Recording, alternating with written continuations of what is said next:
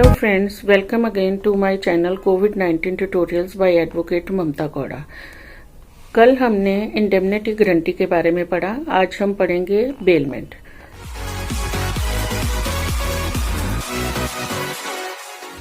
तो आइए शुरू करते हैं।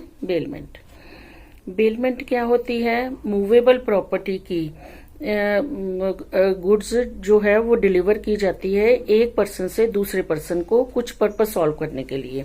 जब वो पर्पस कंप्लीट हो जाता है तो ये चीजें जो उसके ओनर को वापस हो जाती हैं, या इस डायरेक्शन से चीजें डिलीवर की जाती हैं कि उसकी डायरेक्शंस के मुताबिक इसको डिस्पोज ऑफ किया जाए। जैसे हम कोई फैन हायर पे लेते हैं, या अपनी रिस्ट वॉच हम रिपेयर के लिए देते हैं, या कपड़ा कोई सूट सिलवाने के लिए देते हैं टेलर को, या कोई पार्सल देते हैं कैरियर जो लेके जाते हैं उसको किसी और जगह पे डिलीवर करने के लिए। तो इसमें दो पर्सन्स हो गए। एक तो जो चीजें डिलीवर करते हैं उनको बेलर कहा जाता है, जिनको चीजें डिलीवर की जाती हैं उनको बेली कहा जाता है। अब एसेंशियल्स ऑफ बेलमेंट, फर्स्ट है delivery of goods for some purpose. Second क्या है? Return of goods after the purpose is achieved और disposal according to the bailor's directions. First क्या है? Delivery of goods for some purpose. जैसे हम delivery करते हैं गुड्स की, इसमें क्या होता है? ट्रांसफर ऑफ पोजेशन हो जाता है। जरूरी नहीं है जो डिलीवरी है वो एक्चुअल में हो, वो सिंबॉलिक या कंस्ट्रक्टिव भी हो सकती है। जैसे गोडाउन में चीजें पड़ी हैं, हम उसकी कीज हैंड ओवर कर देते हैं। जैसे एक केस इलस्ट्रेशन है, ए अपनी जो वॉच है वो बी को सेल करते हैं। बी कहते हैं कि वॉच अभी आप अपने पास ही पड़े रहने दो, मैं इसको बाद में ले जाऊंगा। तो ए इसमें अब क्या हो गए? बेली हो गए। एक Jagdish Chandra Trikha versus Punjab national bank का केस था। प्लेंटिफ के फादर ने एक बॉक्स जिसमें 480 तोलाज ऑफ गोल्ड ऑर्नामेंट्स थे, वो जो ज्वेलरी थी डिफेंडेंट बैंक को दी पेशावर में। वो अच्छे से वो लॉक्ड था, बॉक्स रैप किया हुआ था और सील्ड था। उसके बाद ये जो बैंक की ब्रांच थी पेशावर से ये बॉक्स चला गया लाहौर में। उसके बाद दिल्ली में उनकी ब्रांच थी, फिर ये बॉक्स लाहौर से दिल्ली में चला गया।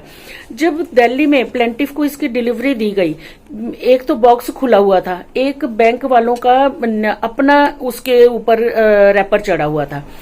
तो प्लेंटिफ ने अपने गोल्ड ऑर्नामेंट्स का जो उसकी कंपनसेशन क्लेम की 3,72,400 रुपीज की। तो इसमें क्योंकि बैंक ने अपनी ड्यूटी करने से वो फेल हो गया, तो उनको 3,72,400 rupees along with simple interest 12% per annum के हिसाब से from the date of institution of the case till the date of realisation of the amount उसको देना पड़ा। एक और केस है अल्टजन वर्सेस निकोल्स का। इसमें प्लेंटिफ एक डिफेंडेंट के रेस्टोरेंट में जाते हैं, वहां उन्होंने डिनर करना होता है। तो वेटर जब वो एंटर करते हैं तो वेटर आता है, उनका कोट लेके वहां से उतारता है और हुक में उसको टांग देता है। जब वो अपना डिनर करके प्लेंटिफ उठते हैं तो देखते हैं कि कोट वहां पे नहीं है। तो वो उसके ऊपर रेस्टोरेंट के ऊपर केस करते हैं अपने केस का कोर्ट के लिए, क्योंकि जो उसका वेटर है वो उसका एम्प्लॉय है, बैंक उसका एजेंट है। तो ड्यूटी किसकी बनी? रेस्टोरेंट की। तो जो डिफेंडेंट था इसलिए वो जो था एक तरीके से बेली था and he was held liable for compensation. आगे है ड्यूटीज ऑफ बेली। बेली की ये वाली ड्यूटीज हैं: duty to take reasonable care of the goods bailed. Second, duty not to make unauthorized use of the goods. Third, duty not to mix bailor's goods with his own goods. Fourth, duty to return the goods on fulfillment of the promise. Fifth, duty to deliver to the bailor increase or profit on the goods bailed. First है duty to take reasonable care of the goods bailed.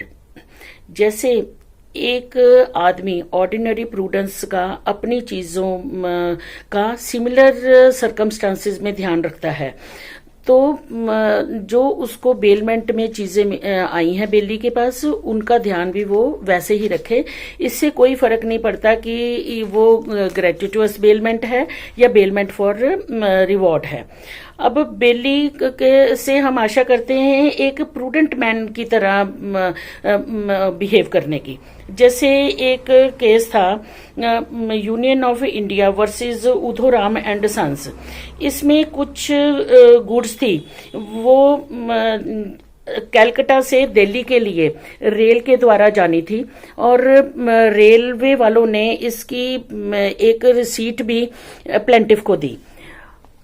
उसमें से कुछ articles जो उन्होंने consign की थी चीजें, consignment में से कुछ आर्टिकल्स जो थे वो मिसिंग थे। उन्होंने इसका प्लेंटिफ ने केस किया डिफेंडेंट्स के ऊपर फॉर उसकी कंपनसेशन का। इसमें क्या हुआ था, जो गुड्स थी वो लोडेड हुई थी हावड़ा में एट 1:30 AM पे। अच्छी तरह से उसके राइवेट्स लगे हुए थे और सील थी वो वाली वैगन जिसमें कि ये सारा सामान था। जब चंदनपुर में रेल पहुंचती है तो इसका जो वैगन के सील खुले हुए थे और उसका एक दरवाजा खुला हुआ था। ये 2 घंटे बाद की बात है। इसका मतलब चोरी हुई इन 2 घंटों के बीच में जो ट्रेन थी वो 2:05 AM पे 15 मिनट के लिए होम सिग्नल के लिए एक जगह रुकती है। उसमें ये जो रेलवे प्रोटेक्शन पुलिस है वो भी उस टाइम पे होती है। अब ये क्वेश्चन ये था कि ये रेलवे अथॉरिटीज ने एक प्रूडेंस उसमें दिखाई है कि नहीं दिखाई। तो कोर्ट ने हेल्ड किया इसमें कि railway did not take due care. पहली बात तो उन्होंने ये की कि उन्होंने ये चीज प्रूव ही नहीं कर पाए कि ये जो रेलवे प्रोटेक्शन पुलिस थी इसकी सफिशिएंट स्ट्रेंथ में थी। सेकंड, उन्होंने ये कहा कि जब ट्रेन 15 मिनट के लिए वहां पे रुकी है तो क्या इन्होंने पुलिस ने उसके ऊपर आई रखी ये देखने के लिए कि वो चीजें चोरी तो नहीं हो रही। इसका मतलब उन्होंने प्रॉपर प्रूडेंस का इसमें इस्तेमाल नहीं किया और डिफेंडेंट्स को इसके लिए लायबल ठहराया गया। अब सेकंड इसका पॉइंट है duty not to make unauthorised use of goods bailed. जैसे कोई चीज हम बेली को देते हैं, कोई पर्टिकुलर पर्पस के लिए देते हैं, जब वो पर्पस अकम्प्लिश हो जाता है तो उसको वापस करना चाहिए बेलर को वो सामान, उसका अनऑथराइज यूज नहीं करना चाहिए। तो बेलर के पास अब 2 ऑप्शंस रह जाते हैं अगर बेली ऐसा करता है तो।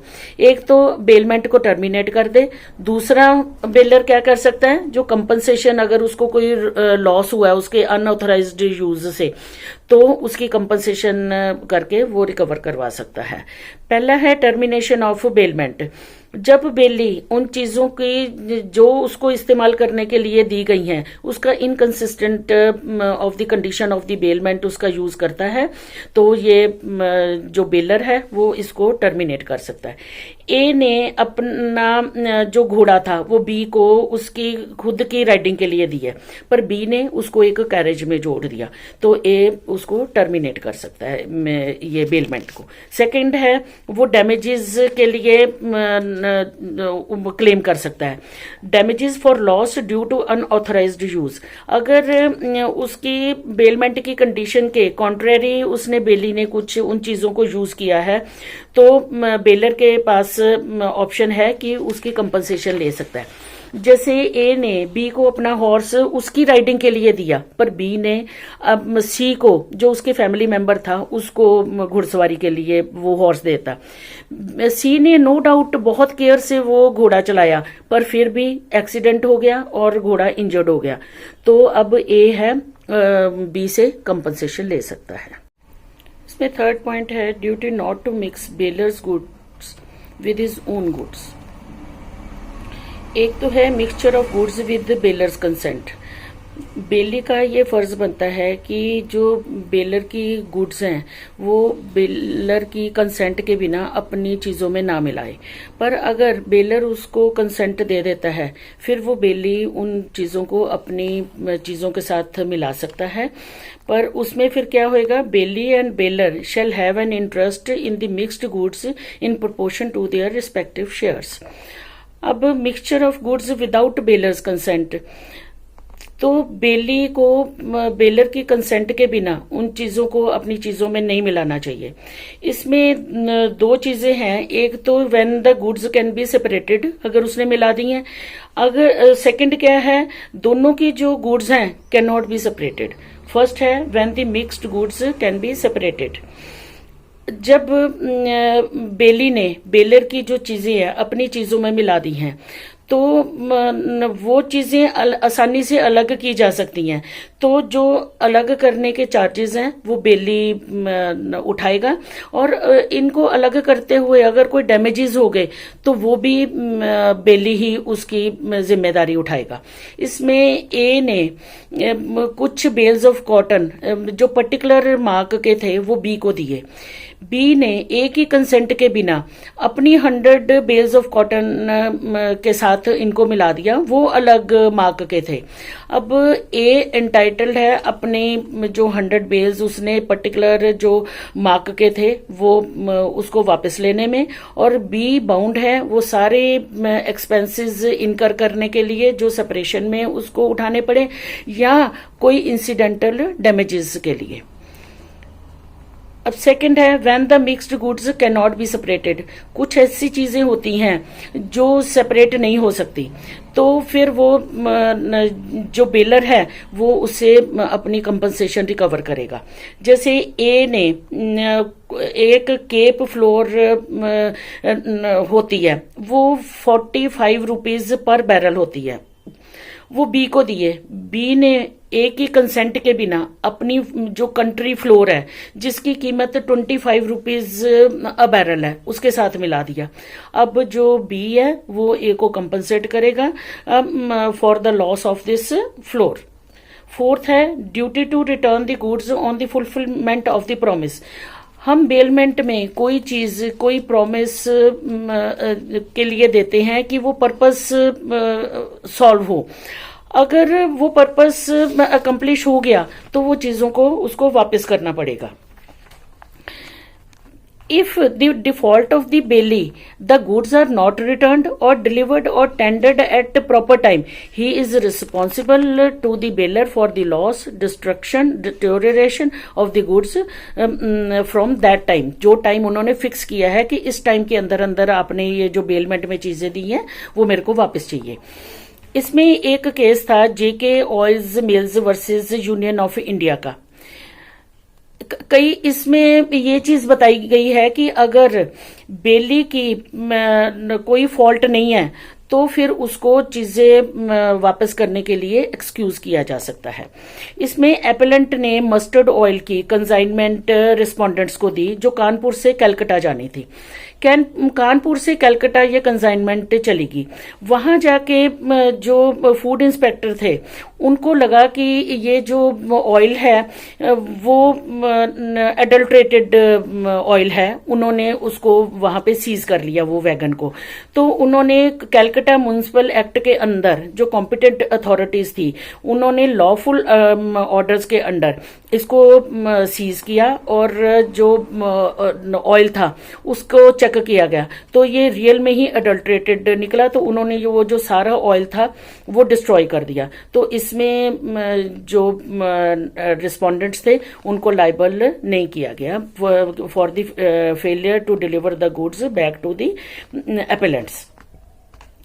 इसमें एक और केस है जब बेलर का कोई फॉल्ट होता है तो चीजें गुम हो जाती हैं या वो वापस नहीं आती, तो उसके लिए बेली को लाइबल नहीं ठहराया जा सकता। इसमें बॉसेक एंड कंपनी वर्सेस मैंडलस्टन का केस था।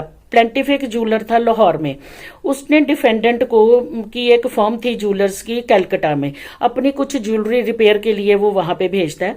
तो वो अनइंश्योर्ड पार्सल में ये भेजता है। जो डिफेंडेंट होता है ज्वेलरी में प्रॉपर उसकी रिपेयर करके उसको वीपीपी द्वारा अनइंश्योर्ड फिर वापस प्लेंटिफ को भेज देता है। जब लाहौर में ये बॉक्स आता है तो जो पोस्ट ऑफिस वाले होते हैं वो उसको टेंडर करने जाते हैं प्लेंटिफ को। तो प्लेंटिफ कहता है इसको कुछ टाइम के लिए अपने पास रखो, मैं बाद में ले लूंगा। पोस्ट ऑफिस से ही ये ज्वेलरी लॉस्ट हो जाती है।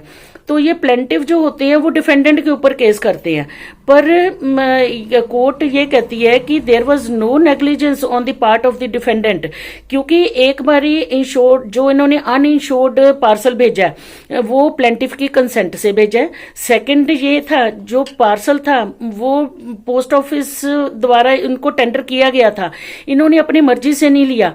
जो पोस्ट ऑफिस में सामान रखा हुआ है तो पोस्ट ऑफिस जो है वो एक तरीके से प्लेंटिफ के एजेंट के रूप में काम कर रहा है, तो the parcel was lost by the plaintiff's agent and the defendant could not be made liable for the same.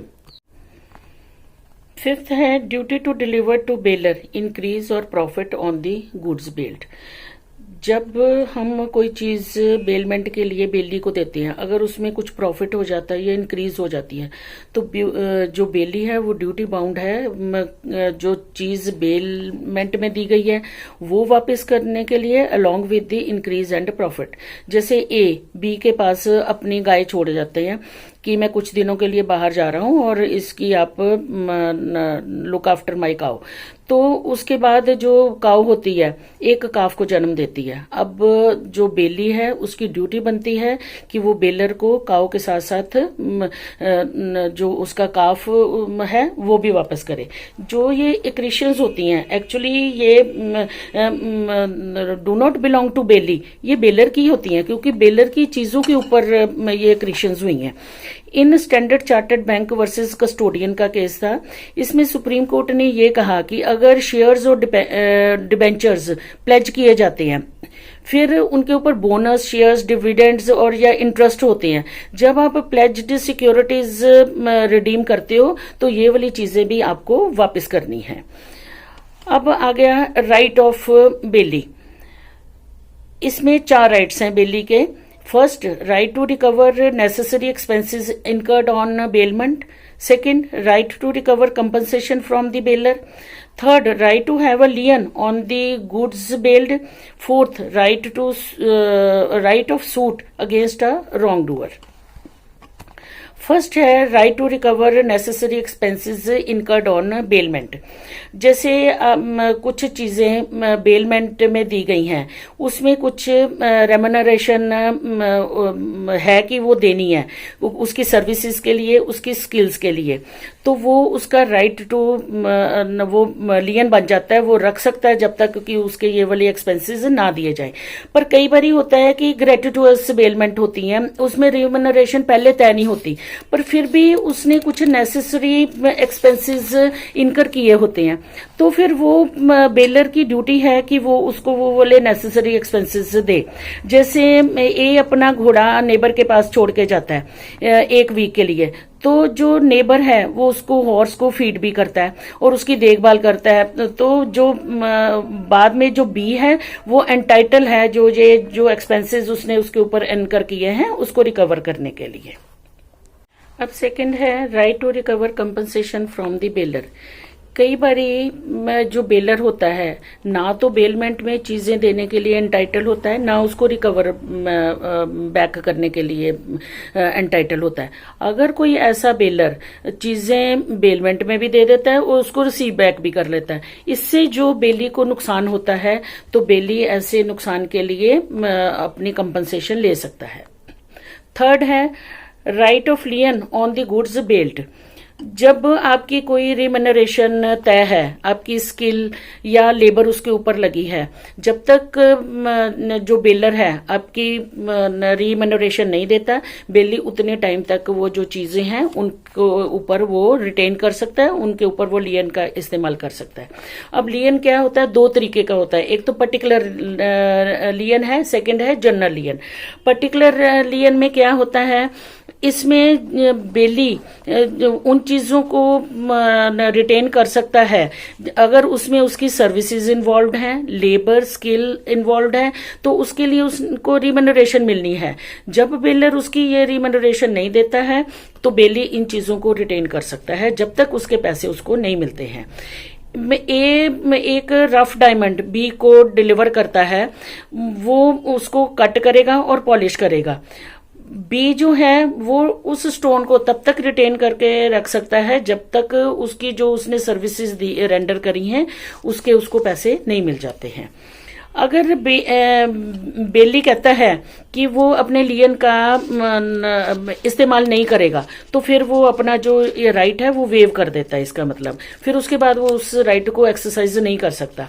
जैसे ए बी को क्लॉथ देता है एक कोट बनाने के लिए, वो कहता है कि जितनी जल्दी कोट बन जाएगा वो मेरे को आप उसकी डिलीवरी दे देना, इसके पैसे मैं आपको 3 महीने बाद दूंगा।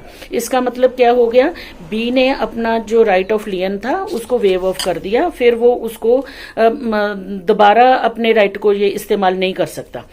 आप राइट ऑफ लियन आप तब तक ही इस्तेमाल कर सकते हो जब तक कि चीजें आपके पोजेशन में हैं। एक बारी आप पार्ट विद हो गए या वो चीजें चली गई आपके हाथ से, तो जो राइट ऑफ लियन है वो भी खत्म हो जाता है। अगर आप बाई चांस उन चीजों के पोजेशन में दोबारा आ जाते हो, तो फिर तब आप उसके ऊपर अपना राइट ऑफ लियन इस्तेमाल नहीं कर सकते। इसमें एडल्जी वर्सेस कैफे जॉन ब्रदर्स का केस था। एक इसमें सेलर ने पुराना रेफ्रिजरेटर बायर को बेचा होता है। इसके जो बायर है पैसे नहीं देता अभी, पर बाद में रेफ्रिजरेटर में कुछ फॉल्ट आ जाता है, उसके वो 2 पार्ट निकाल के इसको भेजता है रिपेयर करने के लिए। अब ये जो सेलर है वो अपना जो उसने कीमत नहीं दी थी रेफ्रिजरेटर की, तो लियन का इस्तेमाल ये 2 पार्ट्स के ऊपर करना चाहता है, पर वो ये नहीं कर सकता, क्योंकि एक बार ही उसने पोजेशन जब चला गया, पोजेशन पार्ट विद नहीं रहा, तो फिर वो दोबारा उसके पोजेशन में ये चीजें आई हैं, तो अब वो लियन का इस्तेमाल नहीं कर सकता। इसमें सेकंड क्या है, जनरल लियन। जनरल लियन क्या है, राइट टू रिटेन ऐसी प्रॉपर्टीज जिसमें for a general balance of account आपका रहता हो। जैसे ये कौन कौन इस्तेमाल कर सकता है, एक तो bankers, factors, war fingers, attorneys और पॉलिसी ब्रोकर्स। अब फर्स्ट है जनरल लियन बाय बैंकर। जैसे बैंकर के पास कुछ सिक्योरिटीज पड़ी हैं और वो जनरल अपने बैलेंस ऑफ अकाउंट के लिए इस्तेमाल उसको अपने पास रिटेन कर सकता है, जबकि उसकी पेमेंट उसको नहीं आ जाती है। जैसे बैंकर जो है जब तक उसके डेट उसका सेटिस्फाई नहीं होता तो वो चीजों को रिटेन कर सकता है। जनरल लियन में क्या होता है, he can retain the goods for satisfaction of a debt other than the one for which the goods are pledged. Good pledge की गई किसी और डेट के लिए, और दूसरे डेट के लिए भी वो उन चीजों को बैंकर जो है वो रिटेन करके रख सकता है। इसमें के सीता वर्सेस कॉरपोरेशन बैंक का एक केस था। इसमें रिस्पोंडेंट बैंक इसमें आया कि लियन का इस्तेमाल कर सकता है। एक गोल्ड ऑर्नामेंट्स जो होते हैं वो पटिशनर द्वारा दिए जाते हैं बैंक के ऊपर, उसके ऊपर लोन लिया जाता है। वो लोन तो वो पे कर देते हैं, पर एक और लोन होता है उसके लिए ये जो बैंक होता है, ये जो गोल्ड ऑर्नामेंट्स बैंक के पास प्लेज किए होते हैं, इसको वो रिटेन कर लेते हैं। तो ये क्वेश्चन ये राइज हुआ था कि क्या वो कर सकते हैं ऐसा। Yes, the bank can retain the pledged ornaments if the debtor had not cleared another loan advanced to the petitioner. उसके बाद है general lien of factors. Second इसका पॉइंट है, फैक्टर्स कौन से होते हैं, वो एजेंट होते हैं जिनकी पोजेशन में प्रिंसिपल की गुड्स होती हैं, वो उसको बेचते हैं। तो अगर प्रिंसिपल उनकी सर्विसेज के लिए उनको पैसे नहीं देते, वो प्रिंसिपल की गुड्स को अपने पास रिटेन करके रख सकते हैं until the balance of the account due to the factor from the principal has been paid. इसमें E.H. Parakh versus king emperor का केस था। इसमें E.H. पारख प्रोपराइटर होते हैं motor engineers and coach builders Lucknow में। इसमें एक राजा अमरपाल होते हैं, वो अमेरिकन कार मून होती है, वो उनको सेल के लिए देते हैं। अभी ये जो एप्लीकेंट्स होते हैं इनके पास ही कार पड़ी होती है, अभी जो कार है अभी बिक नहीं रही होती। तो इन दी मीन टाइम क्या होते हैं, जो मैनेजमेंट ऑफ राजाज एस्टेट जो कोर्ट ऑफ वार्ड्स उसको टेक ओवर कर लेते हैं। तो जो मैनेजर होता है कोर्ट ऑफ वार्ड का, वो इनको कंपनी को कहता है कि कार हमें दी जाए, पर वो कहते हैं कि राजा से हमने कुछ क्लेम्स हैं जो उसने पूरे नहीं करे, तो उसकी रिस्पेक्ट में हम ये कार अपने पास से डिटेन करके रखेंगे। तो बाद में जो डिप्टी कमिश्नर है उनको एक नोटिस भेजते हैं कि आपको ये जो आपने रिफ्यूजल करी है उसके लिए आपको प्रोसिक्यूट क्यों ना किया जाए। तो ये जो applicant's firm had a right of general lien over the car and its refusal to deliver the car in exercise of this right could not make him liable for the alleged offence. इन्होंने कोई अब offence नहीं किया, वो अपने लियन का इस्तेमाल कर रहे हैं। अब थर्ड है जनरल लियन ऑफ वॉर्फिंगर्स।